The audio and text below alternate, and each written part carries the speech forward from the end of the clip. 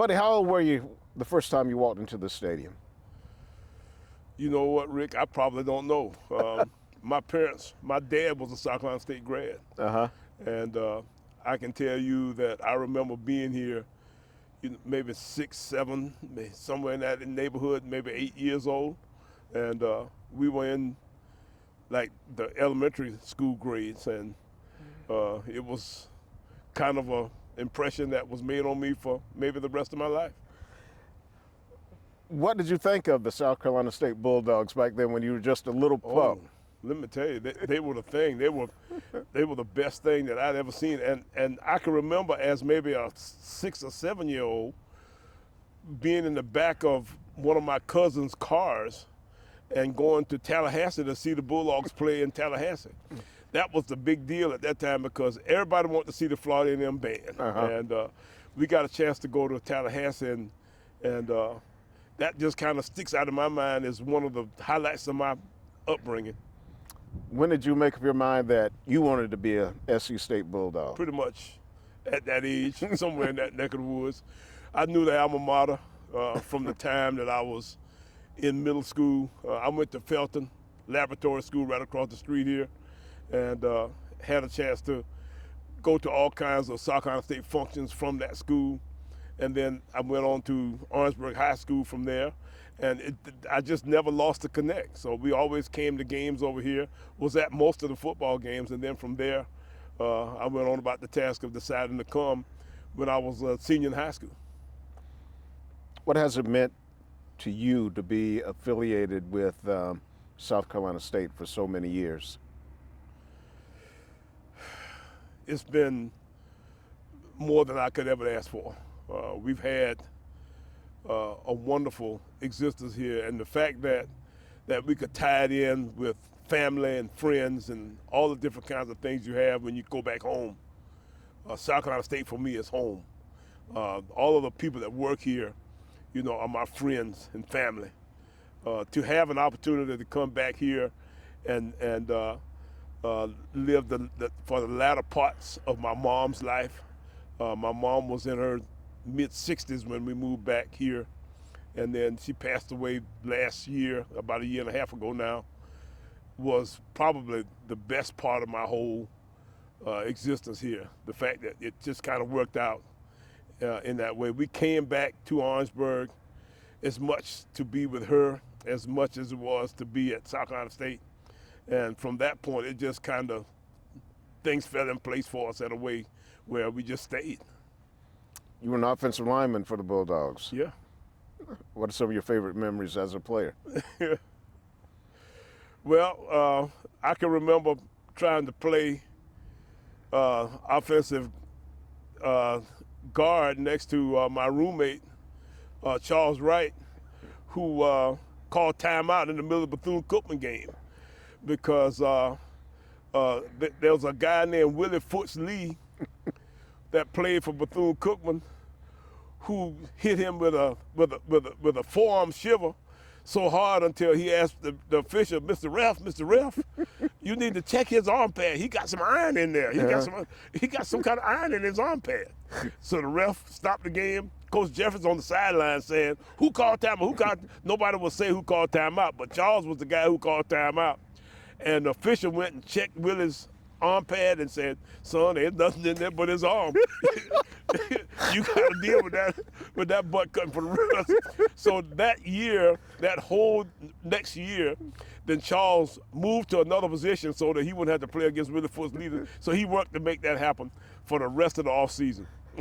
How mad was Coach Jeff? Oh, he was a mad cat. And I think we might have won that game. I don't know if we did or not. We may not have won it, but I can tell you what, the most interesting highlight of the whole game was, and it's still legend today, was the fact that we had a guy called timeout and nobody would admit to it. Man, that is a great story. Yeah, I heard something too about the cars you had while you were a student here.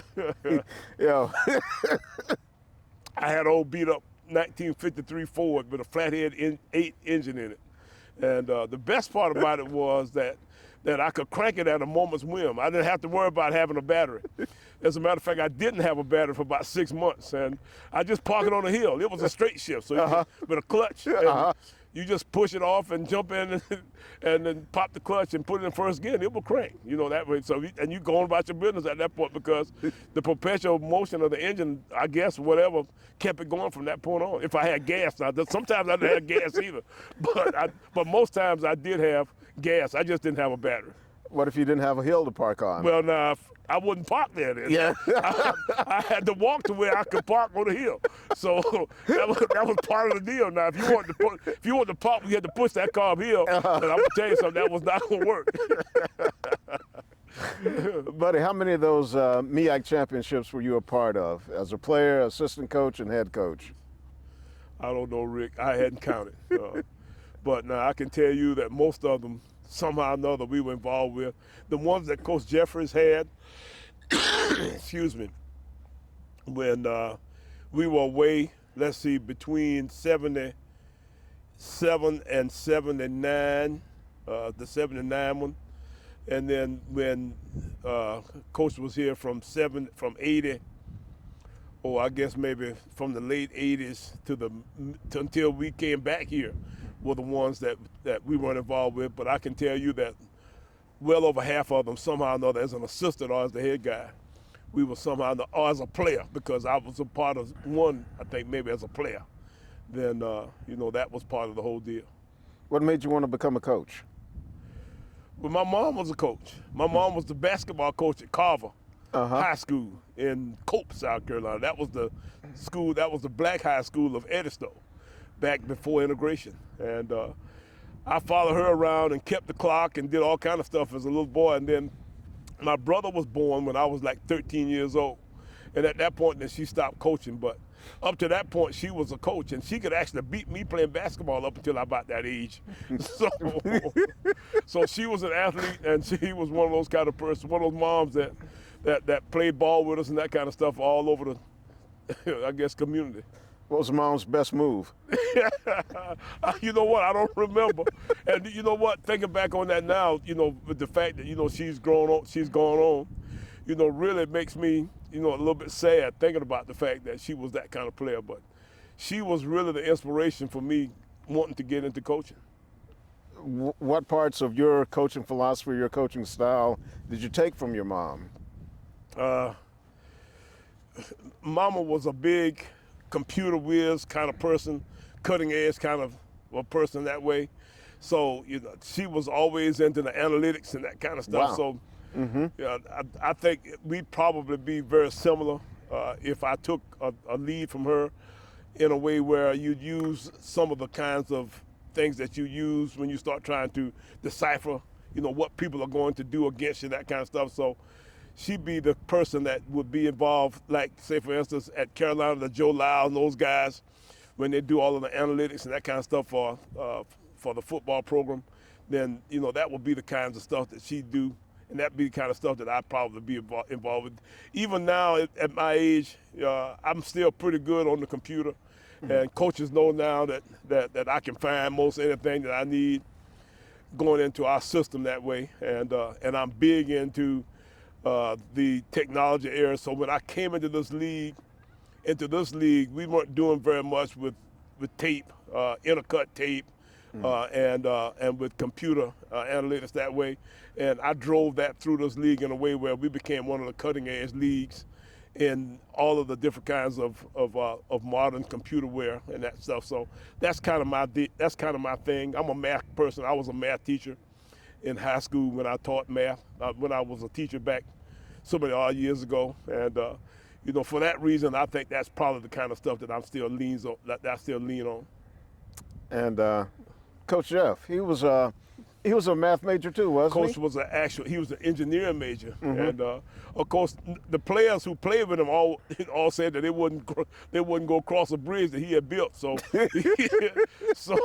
so he went into coaching that way, which I guess that's kind of the way that we all end up in coaching. In the fact that we had a strange kind of inclination that we need to get away from our actual chosen path that way to get a little bit better feel for what our real careers should have been.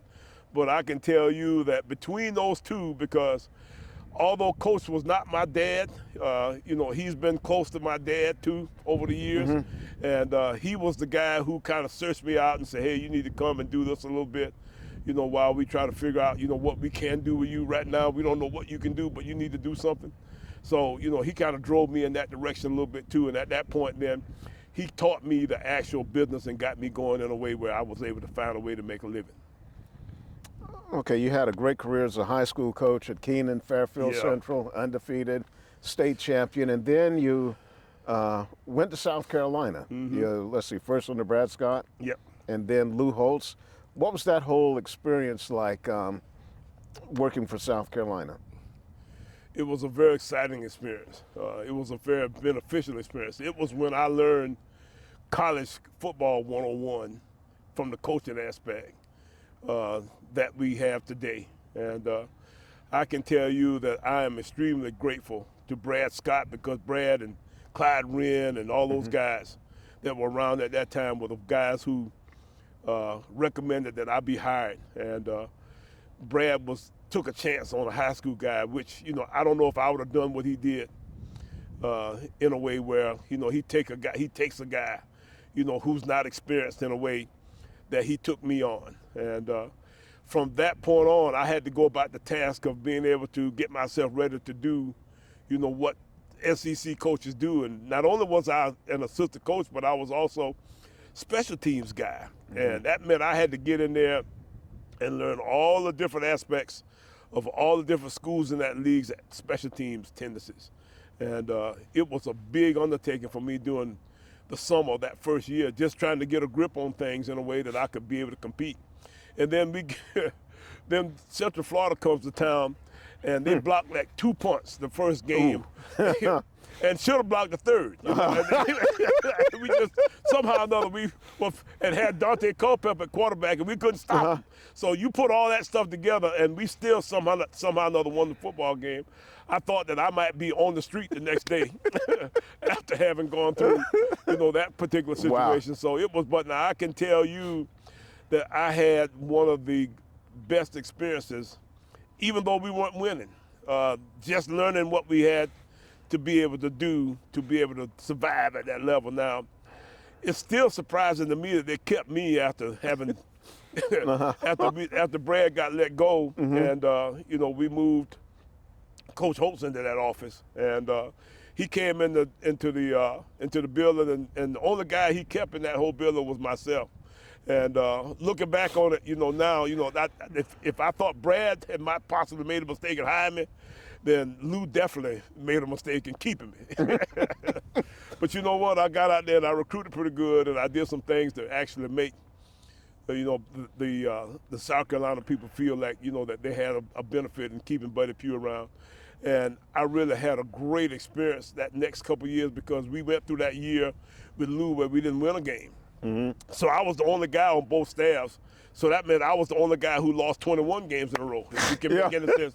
That meant that I went all the way through, and then when they did win a game, I think we beat like New Mexico State or somebody like that, and then they gave me the game ball because I was the guy who had gone the longest without winning the game. And from that point, we went on to beat Ohio State twice, which was really, a big turnaround from one place to another. And the fact that we were able to do that was probably one of the most exciting parts of my entire coaching career. What's your best Lou Holtz story?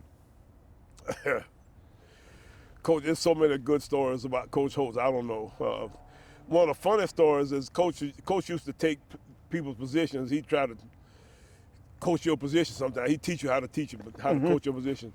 And he was working with one of Charlie Strong's guys one day. Coach was coaching his, I think it might have been outside linebackers up on how to rush the pass, something like that.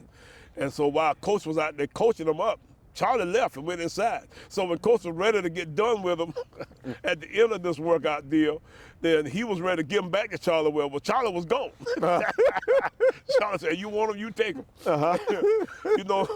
These guys have, a lot of doggone egos in this business, and these guys, they want to get. Well, I messed that story up, but anyway, I can tell you that was wonderful. Let me tell you another story that Coach did when I was there.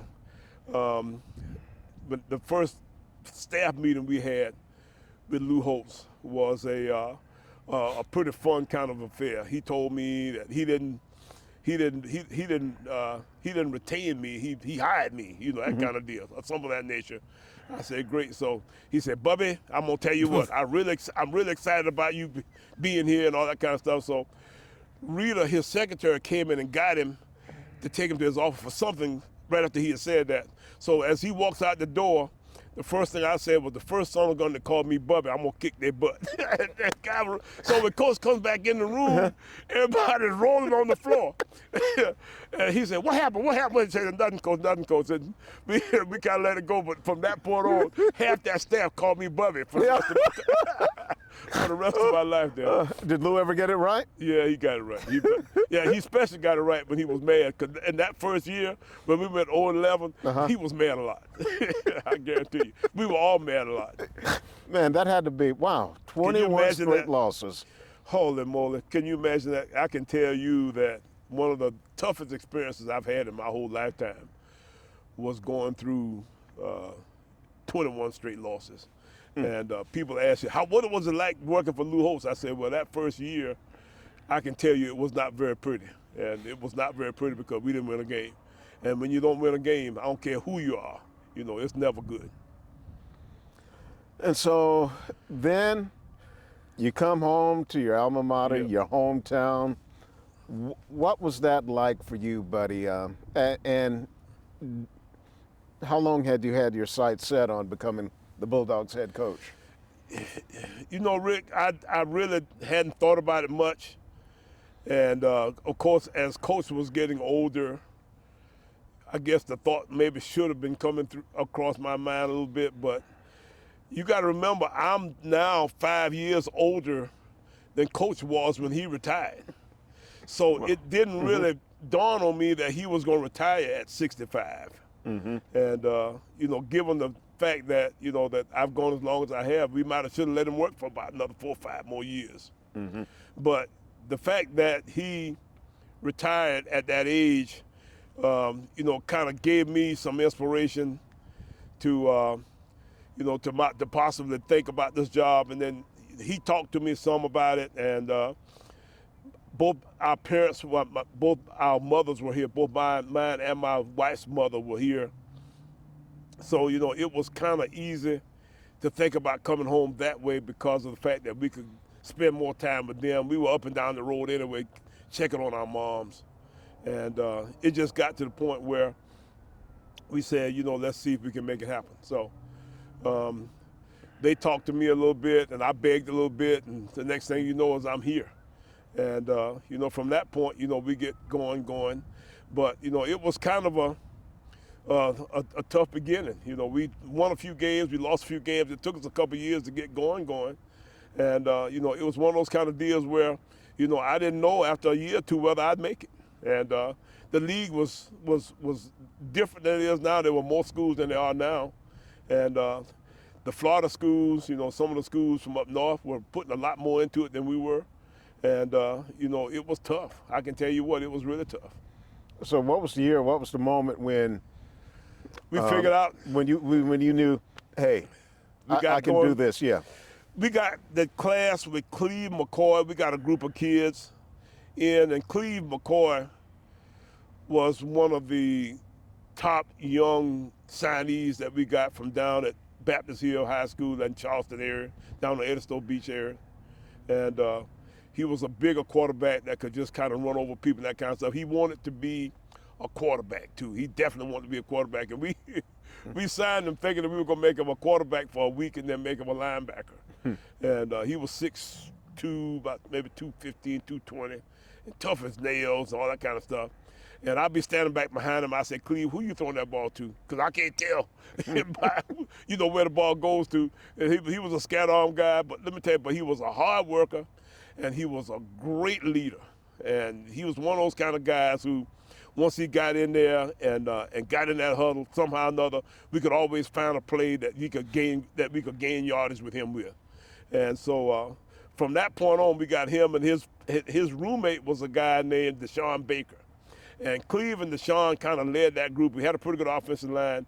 And, we go from there to getting to the point where we could really run the football. And we still struggle with some of the top teams in our league, but we got to the point where we could at least hang in there with them. And then it wasn't long before we were winning the league. And at that point then, but now Cleve was the team that then the next guy we got in here was Malcolm Long.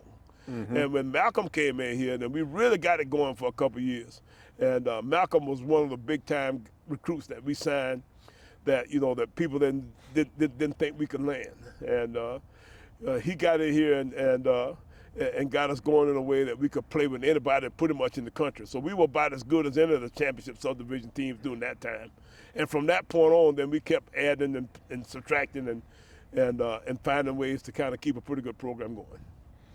And, late in your career, you have one of your best moments. Maybe it was the best. Celebration Bowl. Deion Sanders, he's getting all the attention. Yes. He's everyone's darling. Comes in with this Jackson State team, and hardly anyone was giving you a chance. What does that mean to you that you came out on top? And just think about it, on national television. Well, it was a fluke for starters.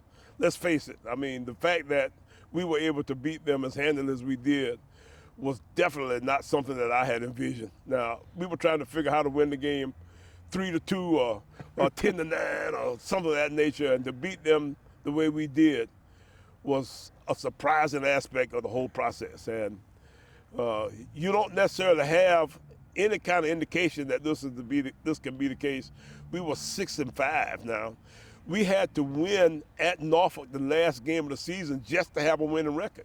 And the only way we could have won that national championship is for them to have that game with the winner being declared as the national champion. Otherwise, there were 2 or 3 teams that had better records than we did that year. So it was really a alignment of all of the stars and all the different kind of possibilities that came together for us to be able to even have a chance at winning the championship. And then for us to go in and play as well as we did was surprising. But we had a month to get prepared. We had a good little bit of guys that had gotten banged up during the season, and we got almost everybody back healthy. And then from there, we had a pretty good plan. And we figured out during the week that if we could keep them from having big plays in the kicking game and then big plays with turnovers, then we could win the football game. So we actually got to the point that we thought we had a really good plan. And we were back to being as close to health as we've been in some time. So the fact that we had as much time as we did to get ready, and the plan was, we thought, pretty good, gave us the opportunity to get in and win the football game. So it was all coming together at a point where things just kind of worked out our way. So, wow. So the little kid, the little young Buddy Pough, who used to run around here as a kid, you went to school here, you played football here, you come back to be the head coach, and you get one of the biggest wins in the history of this program, and you win a national championship. It seems like it was just meant to be. It was. Seemingly it was. We had everything kind of fall in place for us, right at that point. And, and I'm suffering a little bit because we had all that good fortune, because since then it's been kind of almost the opposite. We've had some tough times. But you know what? You don't look a gift horse in the mouth. You don't necessarily do anything to disparage the fact that you've had good fortune in the past. And this team that we have now, has had some tough times, but it's not that much different from those teams that team that won the championship. So we just try to make sure that we do the very best job we can of being respectful of our kids, trying to give them an opportunity to be as successful as they possibly can. And then at that point, we usher them on out into the world, Rick, and try to make sure that they do a good job of being good young men from that point on. But the most important part of this program, the most important piece of the whole process, is that they go out into the world as better young men than what they came in here as. And if we can do that as a tradition in this program, then that's the most important part of the whole deal. So what's next for Buddy Pough?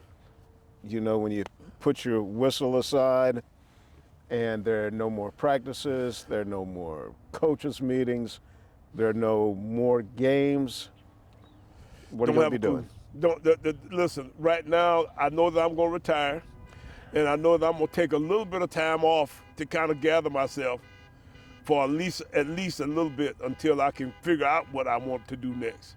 I'd like to do whatever I could to try to see if I can work on improving the facilities at in our football program here at South Carolina State. We need a building in this end zone. We need some kind of facility that would be good for weight room, coaches' offices, entertainment areas, some of that kind of stuff for the program to use to actually recruit and use to, make this program a lot better than it is. I've been to the Furmans, the Mercers of the world, those places that are close to us and have programs kind of similar to us, and seen some of the kinds of facilities that they have, and they've got kind of what we need. And, we need to figure out how to make about maybe a $10, $12 million investment in that end zone facility right there. If we can pull that off, if I can figure out how to help us get that done, then that will be the next big goal in my life. Okay, now they named you interim AD, and I'm thinking, maybe that's the president's way of keeping Buddy around here. We're going to find us an AD. Being an AD and trying to help the university raise a few bucks are two totally different things. That AD job is one of those jobs that you got to be on your P's and Q's all day long, every day for a lot of hours. And I don't necessarily feel like I want to do that for much time at all. So I want to try to see if we can help us find us a good AD. I'm hoping that we've got one kind of lined up, and at that point, then I want to go on about the task and see if I can get me some time off.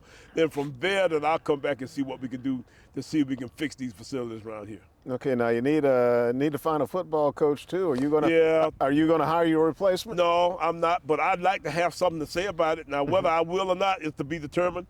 People say you're gonna do something, and at that point, then when they do it, they don't necessarily give you much of a shot at it.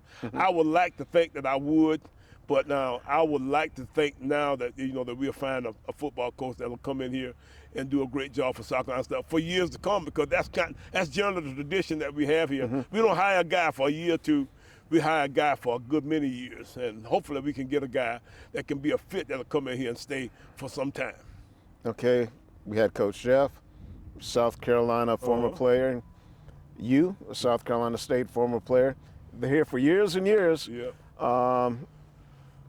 So would you like to see another SC State grad in to follow you? Well, if there's one out there, then that might be a possibility. I hadn't really thought about what that ought to be that way. I can tell you, though, that there are some guys out there that will do a fantastic job, and I do know of some names, but at the same time, we'll see what happens down the road a piece. Okay, now, let's say a few years from now, and people are talking about, man, Coach Buddy Pough. What do you think the conversation is going to be like when they start talking about your days here at SC State? Well, let's hope that it'll be the kinds of stuff that'll be positive, the kinds of stuff that, will have been successful. I can tell you that in the 20-some-odd years that I was here, we always had a good feel about ourselves around here. They were mostly good times. The teams, the people, the fans, everybody enjoyed watching us play, and more than anything else, the young men turned out to be successful young men who could go out in the world and go back to their communities and make a positive impact on their communities that way. So it was a place that you could actually come and enjoy yourselves. It were big crowds and all that kind of stuff pretty much during the entire time that I was here, and it was a fun place to be a part of.